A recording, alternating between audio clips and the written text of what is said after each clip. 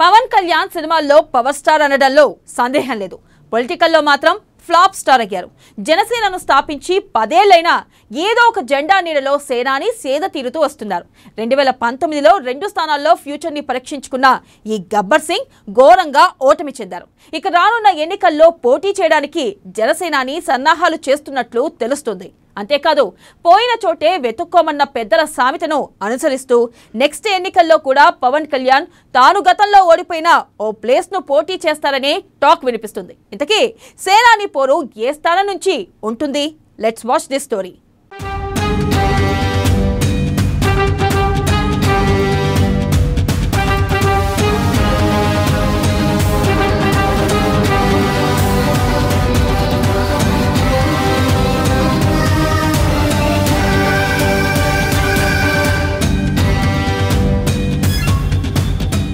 పోయిన చోటే వెతుక్కుంటున్న పవన్ 2024లో సేనాని పోటీ స్థానంపై ఉత్కంఠ. భీమవరమే వరంగా భావిస్తున్న గబ్బర్, ఉభయ గోదావరిలో పట్టు పెంచుకున్న పవన్. పొత్తులతో వెళ్లిన భీమవరంలో డోకా లేదు. పవన్ ఆప్షన్లో 10 నియోజకవర్గాలు. భీమవరమే మేలంటూ సర్వేల్లో వెల్లడి.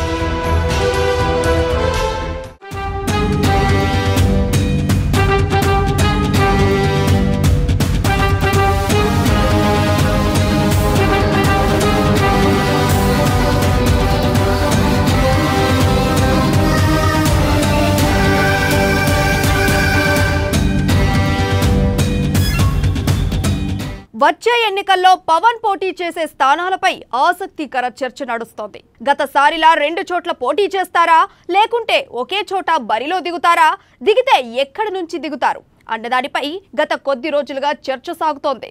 పవన్ పోటీ చేసేది అక్కడే అని 10 స్థానాల వరకు చూపుతూ సోషల్ మీడియా హోరెత్తిస్తోంది. కానీ జనసేన నుంచి ఎటువంటి స్పష్టత లేదు. పొత్తుల లెక్కలు తేలిన తర్వాత పవన్ పోటీ చేసే సీటుపై క్లారిటీ రానున్నట్టు తెలుస్తోంది.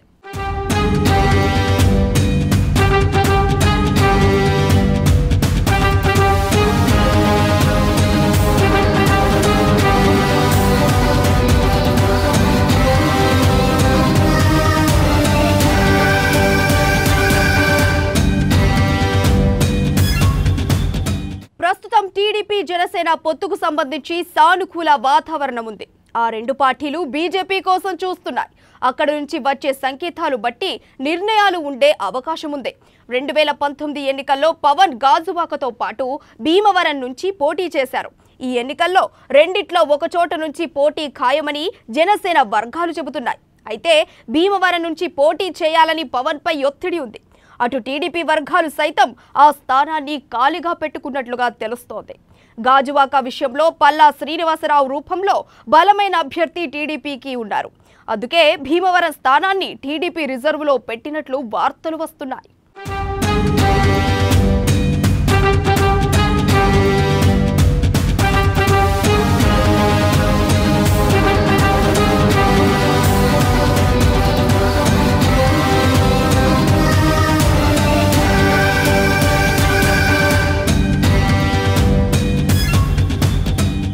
అటు జనసేనకు గోదావరి జిల్లాలో మంచి గ్రాఫ్ ఉంది.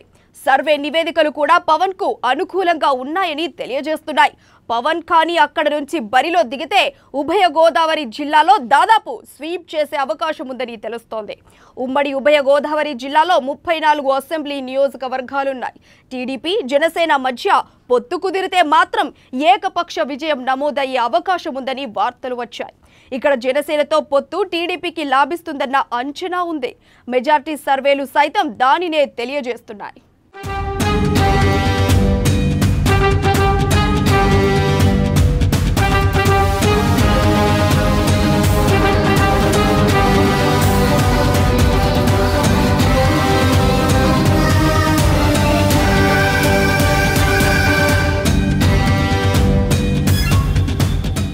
ఇటీవల మంగళగిరి మీటింగ్ లో సైతం పవన్ జనసేన గ్రాఫ్ గురించే మాట్లాడారు.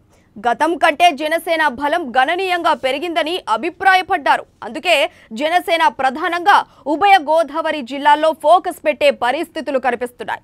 పవన్ పోటీ చేయాలంటే చాలా నియోజకవర్గాలున్నాయి. అక్కడ పార్టీ శ్రేణులు ప్రత్యేకంగా ఆహ్వానాలు పలుకుతున్నాయి.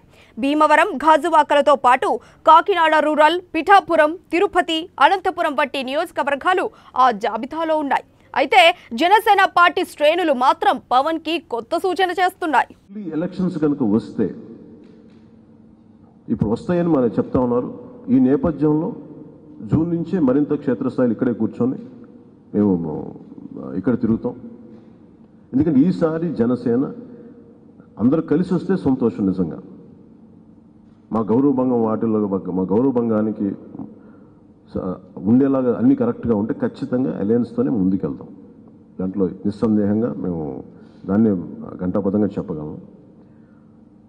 ఈసారి మటుకు ఎట్టి పరిస్థితుల్లో వైసీపీ దాష్టీకాన్ని మటుకు చాలా బలంగా ఎదుర్కొంటాం. జనసేనకి ఈరోజున ఖచ్చితమైన పర్సంటేజ్ పెరిగింది. కొన్నిసార్లు మేము తెప్పించుకున్న దానికి 24 అంటాం, 30 అంటాం, కొన్నిసార్లు 30% పెరిగింది అంటారు. అది ఆన్ యావరేజ్ కొన్ని మాకు పట్టున్న ప్రాంతాల్లో ఖచ్చితంగా అయితే ఒకటి చెప్పగలను.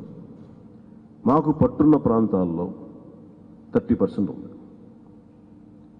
రాయలసీమ లాంటి కొన్ని ప్రాంతాల్లో మాకు లేకపోవచ్చు, కానీ మాకు పట్టున్న ప్రాంతాల్లో మటుకు 30% ఉంది. ఆన్ యావరేజ్ తీసుకుంటే అది 18 అవ్వచ్చు, 14 అవ్వచ్చు, కానీ పోయిన ఎన్నికల కంటే కూడా ఖచ్చితంగా డబుల్ అయితే అయింది.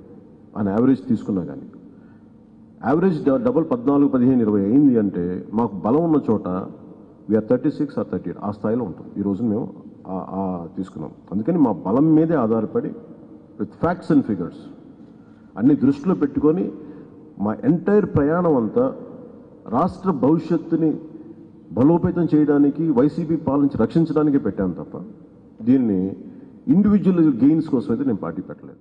చంద్రబాబుకు కుప్పం, జగన్కు పులివెందుల మాదిరిగా ఒక స్థిర నియోజకవర్గం ఏర్పాట్లు చేసుకోవాలని సూచిస్తున్నాయి. అయితే పవన్ మదిలో ఏముందో తెలియడం లేదు. ఉభయ గోదావరి జిల్లాలపై ప్రత్యేక మమకారం ఉంది. పోయిన చోటే వెతుక్కోవాలన్న భావన కనిపిస్తోంది. ఈ లెక్కన అయితే భీమవరం నుంచి మరోసారి బరిలో దిగడం పక్కాగా కనిపిస్తోంది.